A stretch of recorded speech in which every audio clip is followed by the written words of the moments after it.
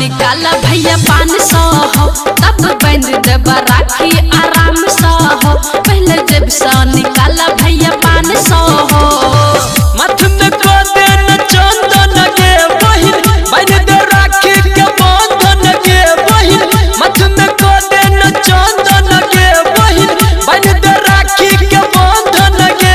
पहले जब से निकाला भैया 500 हो तब बंद देबा राखी आराम से हो। पहले जब से निकाला भैया 500 हो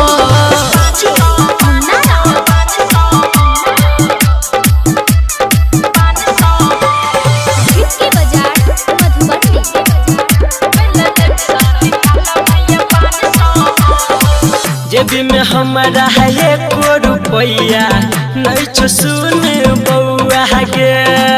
जब दिल्ली तो भेज देबो पायल झम कौआ के। नहीं हमरा बड़ी चाहिए तू ठाक ले छ। पिछला बेर इहे कह के लेल हमरा ठैक हो। बाना हैला तोरा राखी गेला बसैठ हो। मथ में को देन चंदन के बहिन बन दे राखी के बंधन के। पहले जब से निकाला भैया 500 हो तब बन देबा राखी आराम से हो। पहले जब से निकाला भैया 500 हो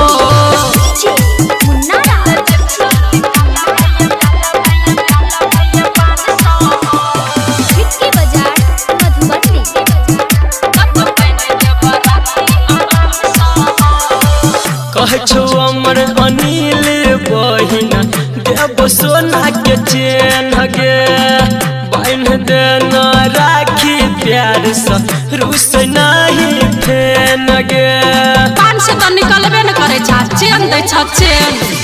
एक साल पर भाई बहन के आब छै त्योहार हो। बरखा भैया संदीप सुमन दिल के हमरा 1000 हो।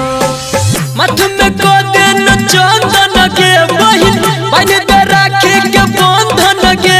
पहले जब से निकाल